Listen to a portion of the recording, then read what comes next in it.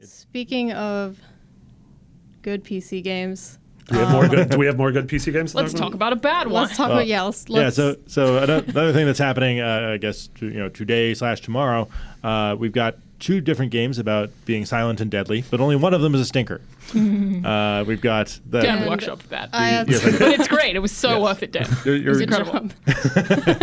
You're killing the flow of my joke. Anyway, so we've got the Hitman reboot on the good side. Yep. And we've also got Alekhine's gun. Alekhine's gun. That's how you say that word? Yep. It's not Alkaline's gun. That's a battery. Yeah, I read it as Alkaline, but that makes more sense. It's a gun that shoots AAAs. It's actually named after a chess move called Alekhine's gun, which itself is named after the chess master who I think invented the move. Yep. Horatio Alekhine. That's the Top one. look. Not really. That's not the one. But yeah, it is a shameless Hitman clone, which wouldn't be bad if it was the world pulled needs off more well. Hitman. Or releasing not at a very similar time. Release on the same day. It doesn't make any sense. But it's a terrible idea. So Alekhine's gun is set during the Cold War. I like it. You play a couple flashback missions set during World War II, so there's Nazis and stuff. So you get to shoot lots of Nazis. This game sounds amazing. I'm sold. Let's all go out and buy this game. Wait, there's more. No, there's more. It is buggy as hell. I fell through the map on multiple occasions.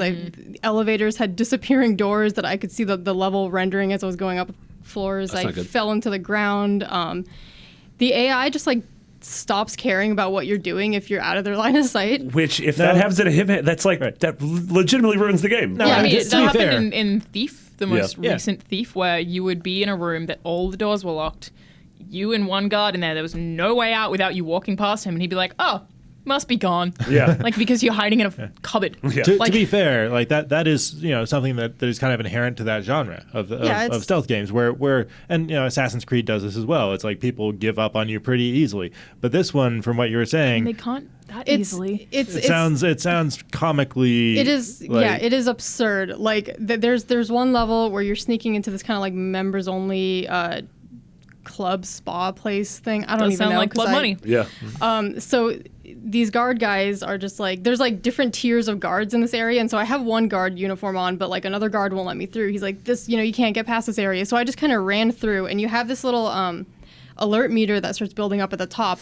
But once I turned the corner, it just disappeared. That's terrible. And I didn't even know if they were chasing me or not. But when I got to my destination, I took out the guy I was supposed to take out. I come back through the door, and there's two guys there with their guns drawn who had started to chase me, but then when they saw me again, they were just huh? So you're not allowed to be back here, and I just left. That's so terrible. It's less that these guards don't have good memories and more that they haven't developed object permanence. Yeah, they're like a baby where you get that at 6 months old. Yeah. If you cover your face, you just stop existing. Yeah, you're playing peekaboo, and where did the world go? Yeah. That's not Wait, necessarily. don't dinosaurs not have object permanence? Dinosaurs don't actually exist, Monty. Okay, but dinosaurs don't have it. They don't have life. No, it's if you close. They don't have life. He's right. I was about Why did you say no? I was about to say if you close your eyes, a dinosaur stops chasing you, but that's not right. If the dinosaur, there's something about zigzagging to get away from a dinosaur. Dinosaurs are very dead. I don't know how they tested that. How do they know? That's only in Australia. In America, they're dinosaurs might have made Alekhine's gun better. Yeah, maybe. So that would make sense if there was a stealth game using the hypothetical dinosaurs that I'm probably butchering. Probably, Marty. Probably. So that's the same thing that I had with Thief when I had to review that. It was just total trash, especially compared to the original Thief games, and that the AI was so bad that you never actually felt any threat. It was I can do whatever I want and then hide in a cupboard. Yeah, there's this whole elaborate, not really elaborate, but this Hitman style disguise system that completely loses value because it doesn't really matter ultimately. I don't know. It's just I never felt like I earned any of my victories, and it's weird because the game. When I first started playing, it was kind of hard, but that's only because the controls are so clumsy. They're super unresponsive. Pulling out weapons takes forever. Everything just feels so heavy and uncomfortable. It doesn't have that fluid. Also, to be fair, the Hitman games, at least the early ones, were kind of the same way, and that they I think that they were kind of intentionally difficult to control because they didn't want it to be a smooth action game. Yeah. They didn't want you to run through and just shoot everyone in the head. They want that's a design decision that some games make. Like early survival horror games have tank controls to make it hard to navigate and stuff. But like, there's no excuse for the game to be like that in 2016, right? It's just so like dated in the wrong ways, you know? Yeah, and you know, you were saying it just doesn't respond to your commands the way you expect it to. Right, it just completely breaks the flow of everything, and it also just it doesn't have that charm that like older Hitman games still had, even if they were kind of, you know, I mean, they're old games, and like I guess at the time what they did was great. Well, one of the things that I remember Hitman games for the most is the level design. The level design in those, especially the first couple Hitman games, is amazing. And memorable locations and really, really detailed, interactable environments. And they feel you real. felt grounded in a sense of place. Yeah. And in this what are game, the environments like? Yeah, the environments are absurdly huge. Like they feel like fake places. I don't know. They have that weird like. You know how early PC games couldn't get the proportions of rooms right? You know, like things were. I know a lot of games do that. Yeah. Especially MMOs. Yeah. You'll see that kind of weird scale a lot. That's true. Because like multiplayer games in particular, they have to make everything big so that people can fit by each other. So it's not unheard of, but in a single player game, it's weird. Yeah. There's no excuse. And it also just kind of pulls me out of like the environment. You know, like things don't need to be that huge, and if they are that huge, like there needs to be more things actually in the level to kind of flesh it out. Yeah, like, totally. I mean, a big empty room. Do you think they're large to sort of make it harder for you? Like they're really big to be like, there's a million ways that you can approach this, or are the levels less like Hitman and more like how many ways are there that you could finish any one level? I mean, there are a couple different ways. Like, for instance, there's this one biker bar level, and you're supposed to assassinate one of the musicians. And this was actually one of the more fun levels in the game, and it's because the level actually felt like you're in Texas, so, like, the outdoor part is just kind of this big, wide open area. And inside the bar, it's like whatever. It's like a big kind of cabin, whatever. But one of the ways you can kill the musician on stage is to, like, electrify this guitar amp or something, and then you replace it, and you put it on the stage, and he, like, electrocutes himself. Yeah, it does sound very Hitman. And then every NPC in the level comes running over with their guns drawn, like surrounding the guy, and it's just really funny.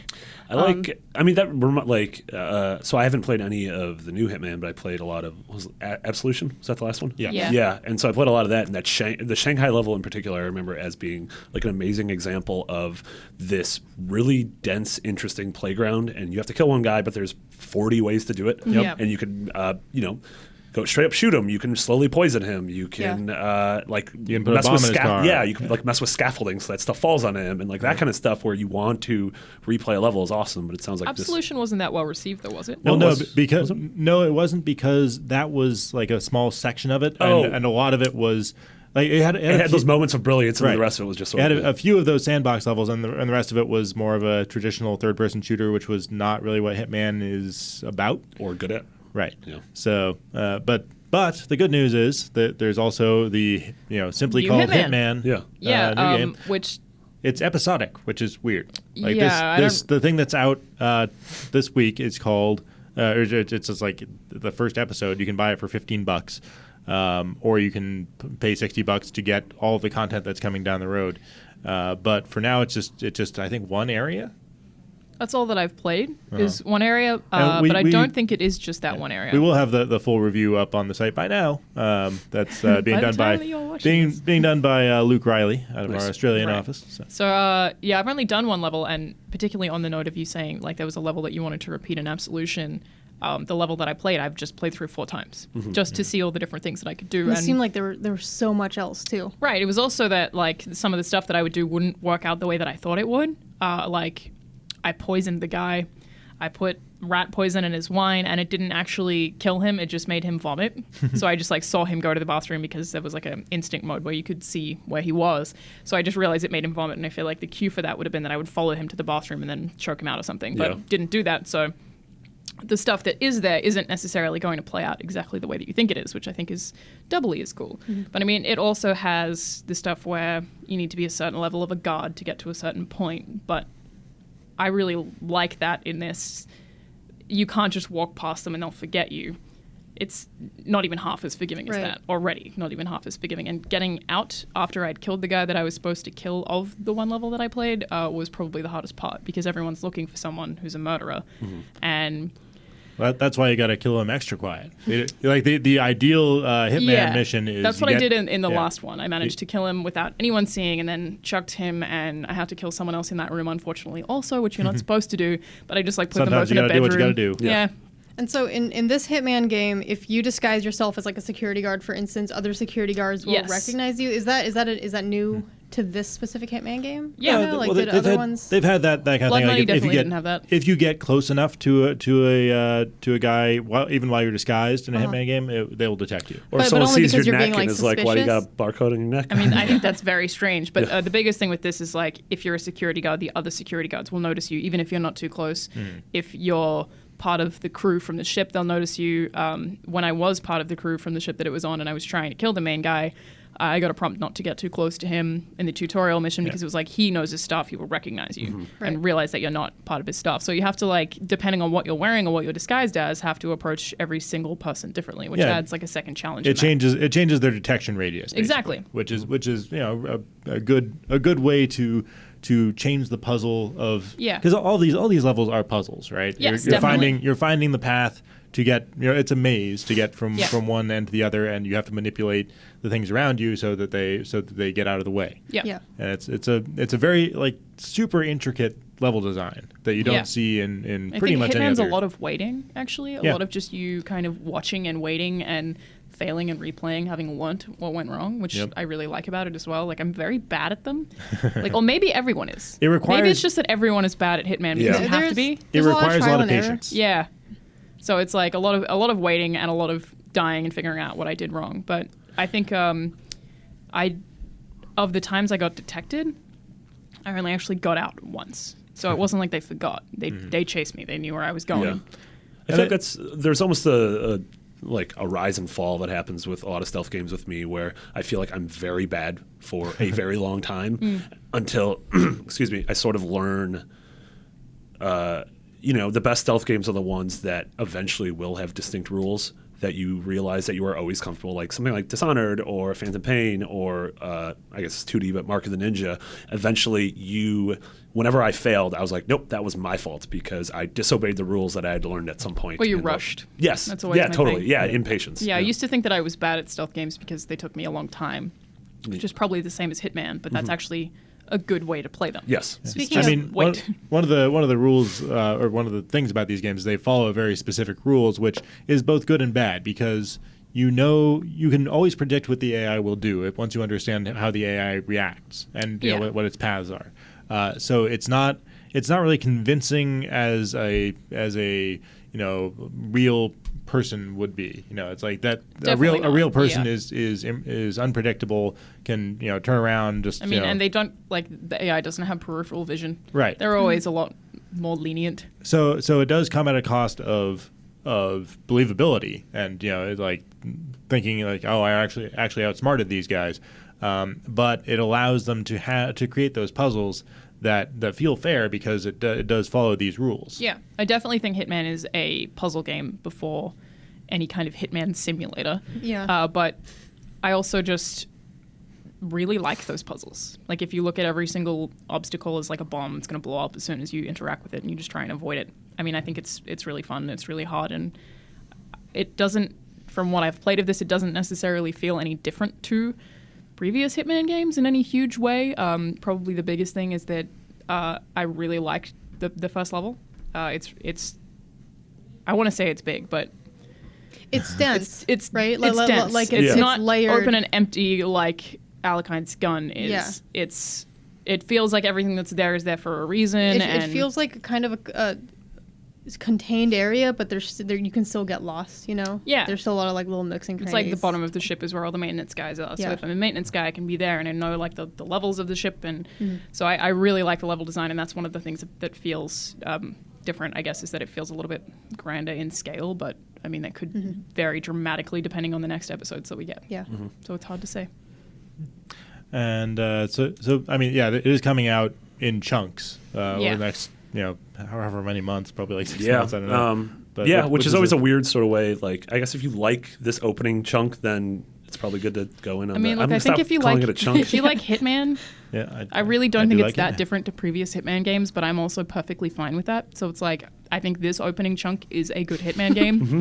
Yeah, I mean, chunks. 10 out of 10 chunks. It's a very, very, easily compartmentalized game, and it's not like the overarching story of the previous Hitman games was something to play them for. Oh, no. Oh, not at all. I mean, this has a little bit of a story, but I already don't really like it. And Agent 47, his voice is just so gruff that it's like ridiculous. He's like, oh, well, I'm an assassin. Like, it's just David like Hayter? so dumb. The whole thing doesn't make any sense. But I mean, it's nice that they added it in there. It's like some kind of conspiracy going on. I like what they said, though, about how they're taking, I mean, they are developing the rest of the game, obviously concurrently, but they're also taking in a lot of feedback and a lot of stats and sort of like building levels towards what the community wants. Like, if people really like X and Y, they're going to start building levels with that. Yeah, like recent Assassin's Creed games let you rate the levels with stars. Like, I feel like they'll probably do a similar kind of thing. And I guess this is just like a thing that Square Enix is doing from now on. Like, Life is Strange was their test bunny, and now stuff they're releasing